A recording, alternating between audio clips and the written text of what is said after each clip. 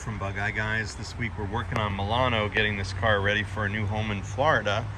And this gives me a chance to talk about tonneaus. It's a popular topic. I think we've probably done more Bugeye tonneaus than anyone in the world. I think we've done several hundred of these on different cars because they almost always need something. So this is an opportunity for me to make another post about tonneaus. And this week we can really see in living color the difference between a short tonneau and a long tonneau, and this is an issue that's come up with many of our customers, so I wanted to go over it again in this web post. So here is a long tonneau fit on this car using the top fittings, which is two 10Xs and one common sense or twist fastener, and these are the studs for a short tonneau.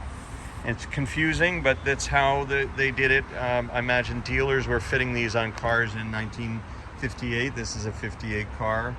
And so this one would have come through with a short tonneau that attached here, and it ended right here. So at some point, somebody purchased a long tonneau, not realizing that there was a distinction, and they just said, oh well, and put it on anyway, and left the lift dot fittings that go across here. There are 7 of them.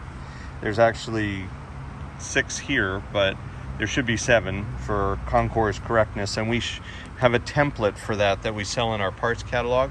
But these 6 fittings are just here piercing the fabric, and it really doesn't look right. In fact, one of them has punched right through over the years of doing this. So what we're going to do, and we sell this in our catalog, we're going to put a black short tonneau on, which will go right along this edge.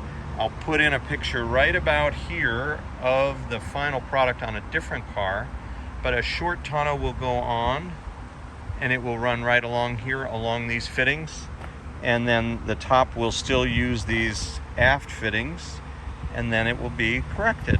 Now we also have an opportunity here to talk about the dashboard fittings. There's a template that we sell in our catalog for these as well.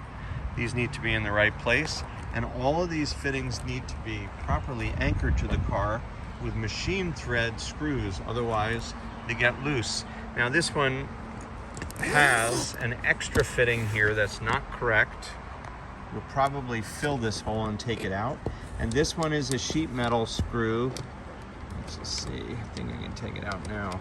It was just wobbling around. It's common for us to find fittings of this nature on these cars when we get them from prior restorers or owners. And so when you have a sheet metal thread like this or a wood screw thread, you just don't have a very positive anchor. So you need a machine thread with a nut, and you actually don't need a second fastener like here. There's just, in the factory setup, was one fastener and then one here and there, so that you could drive the car with half of the tonneau down. That's the whole reason for the second fastener on the passenger side only. But if you're unfamiliar with this stuff, you can buy our template and lay it out on your dashboard and then sink these holes in the proper place. You need 2 on this side so you can drive it with one side covered and keep the heat in on a brisk, misty day.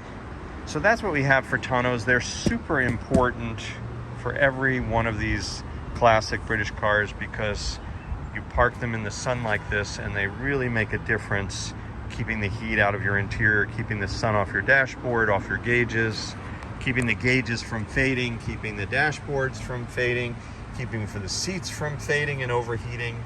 Let the tonneau be your protective layer, and we sell them in many, many colors. We would potentially put white walls and an off-white tonneau on a car like this, but the customer liked the idea of black, and that's a great choice. And that's what we have this week here from Bugeye Guys.